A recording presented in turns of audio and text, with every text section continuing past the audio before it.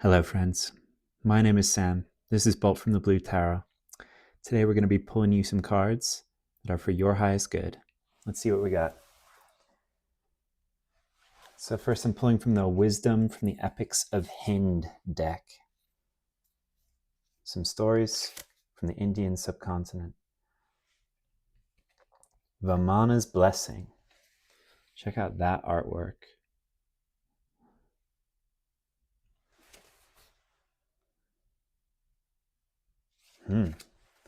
All right, let's see what's going on with this story. I like the colors.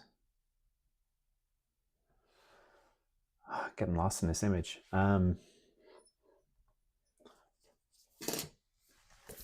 think as a egotistical human being, we want to know, are we the big guy stepping, or are we the little guy underneath? Maybe we're both. Let's see. Vamana's Blessing.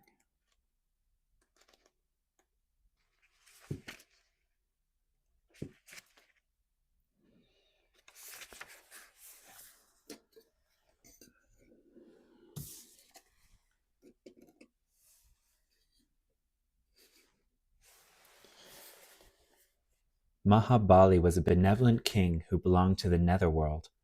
Mahabali had taken over the earth and the heavens. To help gain heaven back for Lord Indra, the Devas requested Lord Vishnu to overthrow Mahabali. Lord Vishnu refused to do so, as Mahabali was not only Lord Vishnu's devotee, but also a very good king to his subjects. Instead, Lord Vishnu came up with another plan. He incarnated as a Vamana, a dwarf, and went to attend Mahabali's popular celebrations. When it was his turn to ask the king for gifts, all Vishnu asked for was 3 paces of land. Mahabali was amused and granted him the gift. No sooner had he done so, the Vamana grew into a giant. With the first step, he took over heaven and earth. With the next step, he took over earth and the netherworld. Mahabali had now run out of any kingdom space for the Vamana to step on, and so he offered his head to the Vamana for his third step. Pleased by his ingenuity, Vamana stepped on the king's head, pushing him back to the netherworld, and simultaneously blessing him with prosperity in the netherworld kingdom. He was also allowed to return once every year to meet his subjects, which is now celebrated as Onam. It is said the Mahabali's kingdom is below the earth and is called Sutala Loka. Lord Vishnu has blessed him with immortality and made him richer than Lord Indra. In addition, Vishnu personally stands guard over Mahabali's kingdom, and Mahabali continues to be his devotee and a good king.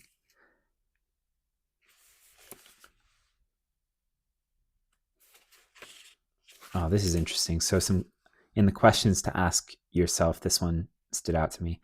When someone says, you will get what you deserve, does that make you elated or scared? And it's a similar question to the one I was asking. Are you the little guy here, or the big one, right?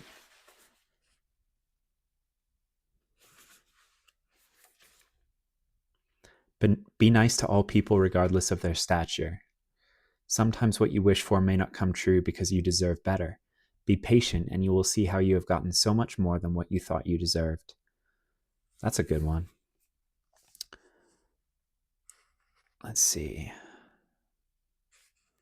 You will receive not what you want, but rather what is best for you, which is always better than what you want. You are being rewarded for your ingenuity. Nice, guys. Okay.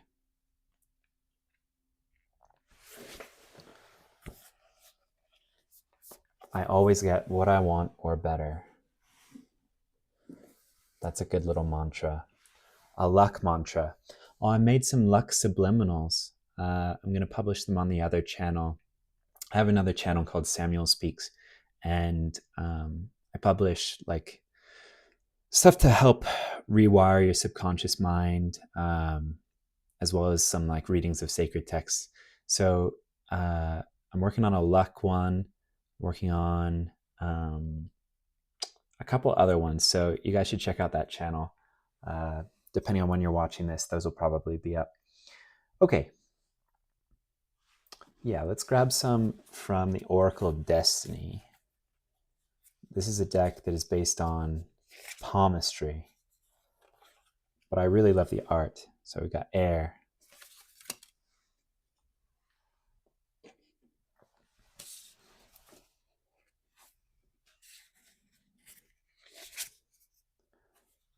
affections,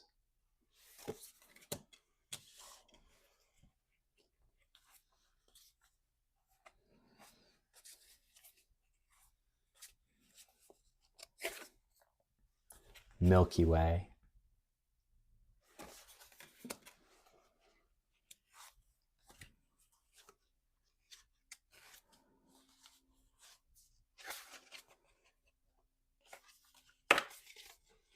chains.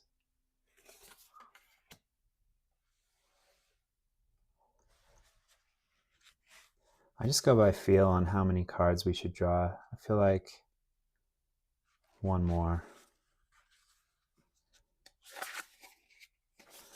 Mercury, Hermes. There he is, lacing up his winged sandals.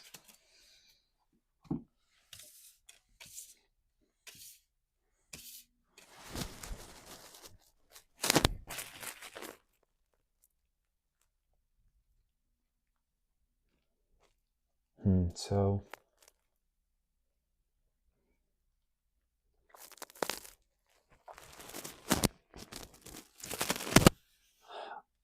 I think, so what I think this is right now, you could be in your head about your manifestations or the things that you thought would be coming in for you. It's like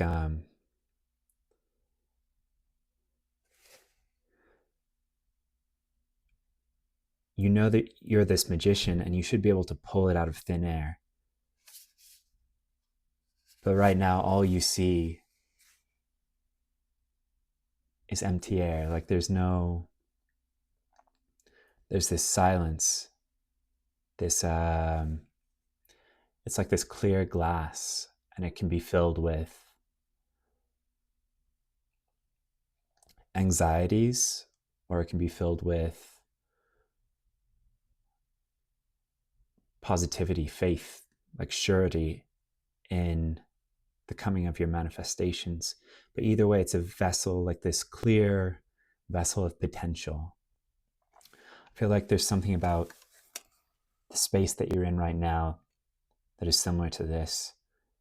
And you've put all of this love out into the universe, or this positivity, these manifestations. Some of you might be into magic. This might be a literal petition that you've written but haven't seen come through yet. What I'm getting is maybe like you're only asking for what can fit on this page, and it's human. It's what you can imagine. And the universe is like, oh, that's funny. That's funny what you think, what your biggest dreams are. Because we've got all of this for you. Like we have a galaxy of potential. We have all of this, and it's just waiting. Like this is your vortex. All of these gorgeous manifestations to populate this empty space, right? The planets, the stars.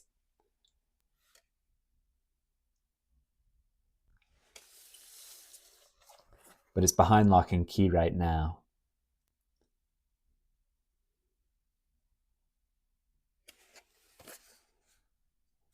What I'm getting from this is like, often when I see this card, it's like, well, you've created these chains, like nobody's actually chained to the devils that are controlling them. They can slip out at any time, yada, yada, yada.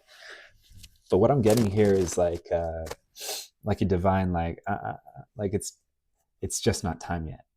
okay? There's a divine timing element here, and you're doing all the right things, I want to say. You are so worthy of this stuff. And it's not coming in yet. Like, it hasn't arrived yet, but it's coming in. Mercury, Hermes, is the messenger of the gods. He bridges the two worlds, the divine and the 3D, the mundane. He's lacing up his sandals because either like this is coming in or a message about it is.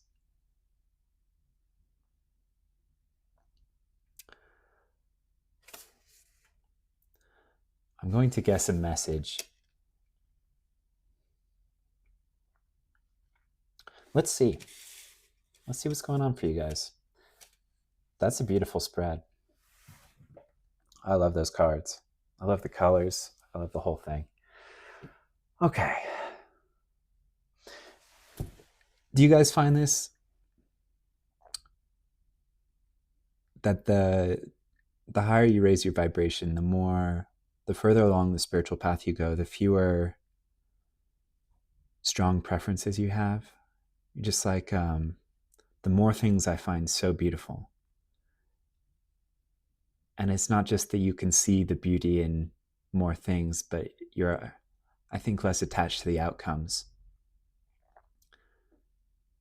It's like, yeah, that's wonderful. And that's even more wonderful.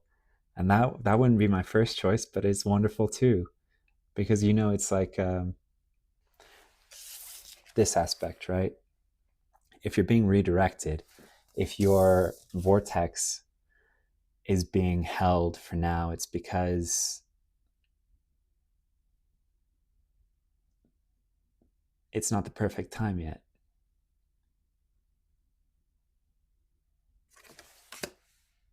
The true magician knows that he cannot work his magic. He, she, they cannot work their magic without the divine. And that the results will always be better with. I don't feel like this is a redirection. I feel like this is just a moment of pause.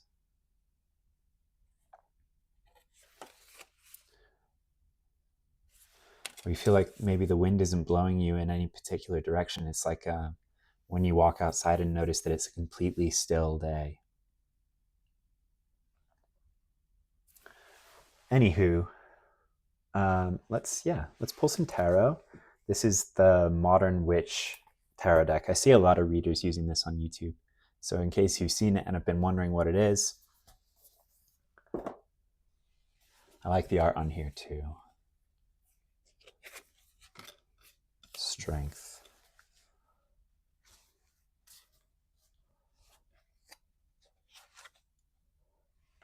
King of Cups.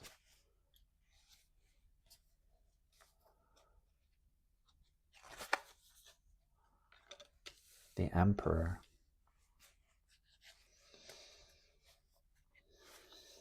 Wow, you guys. These are big cards. There's big energy here. 8 of Pentacles.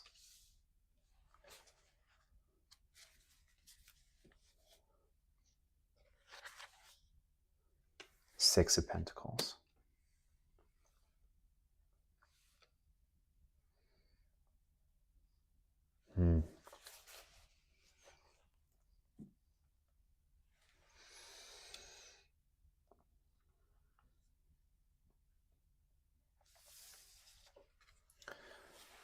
So depending on who you ask, the Strength card can mean some different stuff. But what I'm getting from this one, this particular artwork in this reading, is like there's this strong part of you, but it's not physical strength. It's like, oh, and I can feel that this is hard won. This is discipline. But not the rigid sort, just equanimous. Like, this is someone who can sit in equanimity and not be pulled in the direction that the wild lion inside is trying to take them. Like, they've tamed it. This is someone confident, but not in the showy way. This is confidence that comes through as poise, that celebrates beauty, but doesn't have to celebrate loudly. Like I'm picturing someone meditating and just feeling the joy of the numinous in a single tear rolling down their cheek. It's beautiful energy. And that's where you are right now. And you know, I feel like whoever I'm talking to, you know that this is coming for you. And you know you're in this waiting period. And that, yeah, you're being asked to hone something. There's a level of mastery, though, like King of Cups and the Emperor.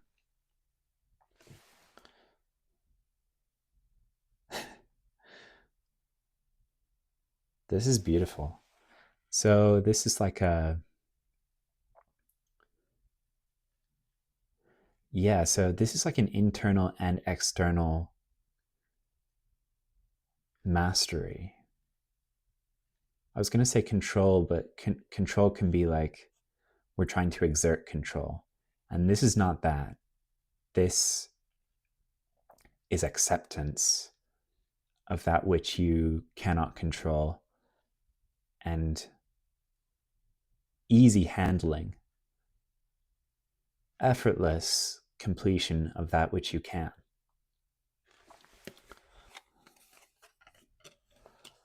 Whoever I'm talking to has done a lot of work.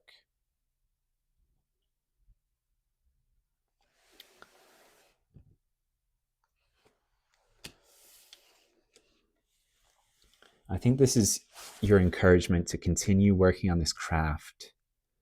There's something you're doing, a practice. There's something you're doing that you're getting better at every time that you do it. And this is something grounded. It might relate to, like in this image, I think this was the first one created by the author of this deck. And this was after she had done a lot of art that didn't really resonate with people. But all of a sudden this really hit and people resonated with the image.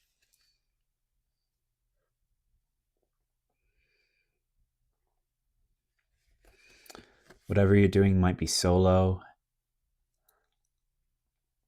And for now, it might be unrecognized, but it's good.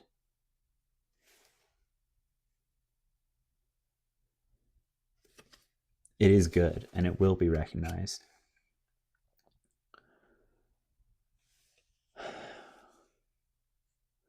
And this Six of Pentacles, this giving back is like,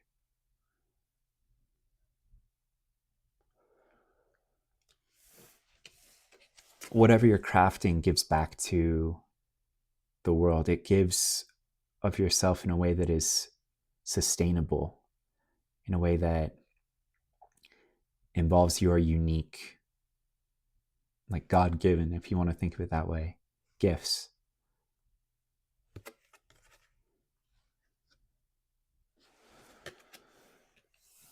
Like she's working, but she's not toiling. She's crafting, but she's not agonizing. This is something that finds her in flow, that finds her, that feels right.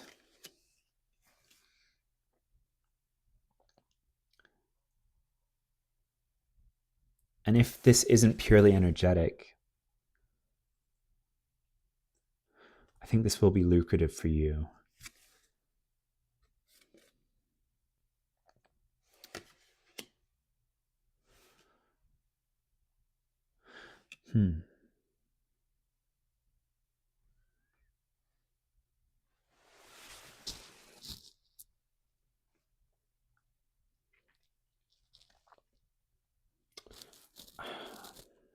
Yeah. I'm wondering if I can clarify this Eight of Pentacles, Six of Pentacles situation. Might be a little different for everyone, but justice.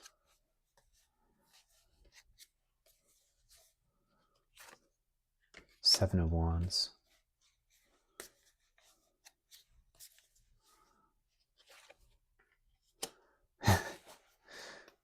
Everything is fine. The Ten of Swords. This is a unique card to this deck. Or maybe it's this one that people resonated with, this image. Maybe just like doom scrolling. Okay, so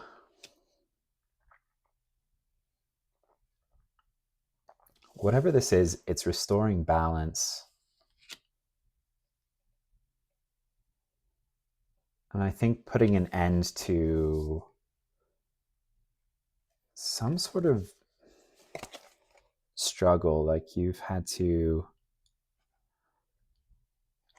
fight for your own space or for your own energy, your own sovereignty as a creator. Maybe you're in a space where it's hard to get into that flow, or where there's like rigid energy that's hard to shift, especially if you are actively manifesting around energy that is still very deeply invested in the 3D. It's hard when you're doing that because you have to defend a completely different reality, and it's one that most people in our society don't believe in. So it's a lot of work, and you don't realize how much of your focus and your creativity can be diverted towards just like defending a worldview, even internally. So yeah, whatever this is, it's pouring into you, and it's doing you a lot of good. It's putting an end to possibly a cycle, but definitely it's bringing justice to, I'm just feeling like sighing, like, just a situation that has been needlessly tiring, or one in which you couldn't be yourself, or you had to exert a lot of energy just to feel like yourself or justify who you are. Lots of explaining yourself, maybe. In any case, this is about blessings coming in, but in divine timing, this reading. This is someone who has done the work, and it's going to pay off. Yeah. Where is this going to put you? No, okay, I'm being redirected from that. Don't. We're just going to get you some advice. If you made it this far, like, okay, Sam, but what do I do in the meantime? Let's see. Okay. Earlier, I wanted to say it's hard to do this manifestation work around sleepwalkers. So if you've seen the movie Step Brothers, you know that you should never, ever wake up a sleepwalker. They could do real harm to themselves or others. And there's one scene where Robert makes the mistake of waking up Dale and Brennan, who are two 40-year-old men who both sleepwalk simultaneously, and they destroy things in the house. And he's had enough of it, so he tries to wake them up, and they absolutely freak out. And they not only destroy things, but they also harm themselves and Robert. So in this situation, you are Robert. So don't try to force or persuade others to spiritually awaken. Okay, this is really important. You cannot do this. And in fact, if you force this, They could do real harm to themselves or others. They were like, don't do it. It's counterproductive. Remember that taking the red pill is a choice, and the sacred importance of free will and self-sovereignty. So just respect the journey of others and know that they're on a different path, and that you can't force them to rise to your level, and that in doing so you're stepping out of this beautiful energy that you've cultivated for yourself, right? It's this desire to control, and that is the very rigidity you're probably trying to disperse in someone else. So don't feed into that. So in a lot of popular stories, it feels like the good guys, the light side, whatever it is, whatever the story, is weaker than the dark because they don't exert themselves. They don't actively try to recruit people. They don't they're not whispering in ears or bending any arms. They're not. They're the quieter force, the gentler force.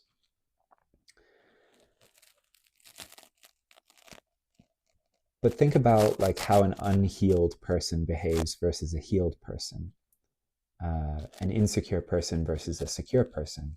If you're insecure and unhealed, you're constantly trying to bend the world and others to your viewpoint, or to control, manipulate, cajole.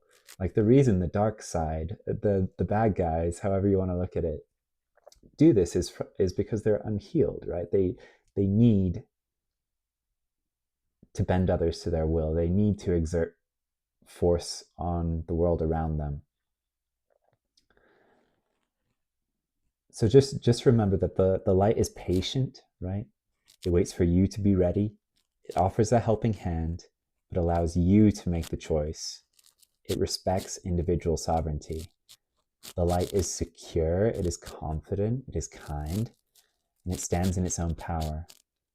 The light never cajoles, manipulates, forces, or creates pressure for someone else to be something that they currently are not, right? We're trying to stand in unconditional love, as easy as that is to say and as difficult as it is to do. So remember, don't exert darkness from a space of light, right? Not in the sense that this card is talking about. If you're going to be the light, then be the light. Behave like it, right? Don't. This is coming off really harsh. I don't know who needs to hear this. Remember that coercion, force, manipulation is what we are resisting when we choose this path. It can be a very subtle thing to say, I am spiritually awakened, and now other people have to be as well. Resist that, right? Because that is that impulse to control is what we're actively resisting. I bet you weren't expecting that from Dale and Brennan sleepwalking, huh? That got deep. Okay. Let's see if we can get you one more. Sherlock Holmes in the Mind Palace. So this is the Hermit card in the context of go within. Okay, so you know this. If you've arrived at the Strength King of Cups, Emperor energy, you know the importance of meditation. You might even have some more advanced spiritual practices if you shamanic journey or astral travel, if you do self-hypnosis or any subliminals. Now is the time. This is encouraging you to do that.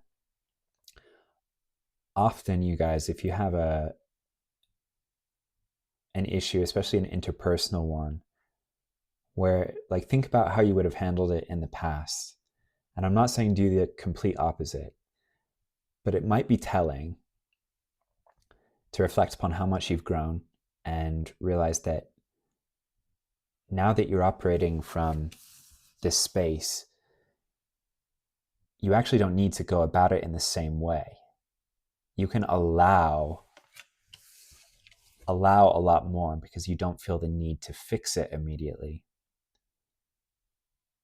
And sometimes this is, inaction on the basis of procrastination or avoiding conflict.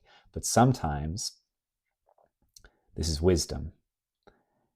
And discernment is the thing that helps us tell the difference. And whoever you are, you have developed discernment. But we often need to be reminded to return to that state. And meditation is the fastest way. So if you, like a lot of the spiritual journey for me has been realizing that, Source, your spirit team, God, Spirit can fight battles for you, right? Put it in Source's hands and sit in meditation until you have a felt sense in your body that you know what to do. All right, and if that is inaction, then that is the best thing to do. You don't have to respond to that text. You don't have to go and talk to that person just because they are upset. Sometimes the wisest thing to do is nothing at all and to leave it in the hands of God. Yeah, let's see what else. Last piece of advice. Rapunzel in the tower. It's time to let your hair down. So I think in this context, this might be like, you are the one with your shit together. And you might have historically been surrounded by people who do not have their shit together. And you have in the past been in the pattern of fixing their shit for them. But now, it's time to let your hair down. Like, instead of feeling like you need to solve this thing, get into this meditative space, put it in the hands of the divine, and watch a movie, have a bath, like do something for you, and see if it doesn't just sort of solve itself.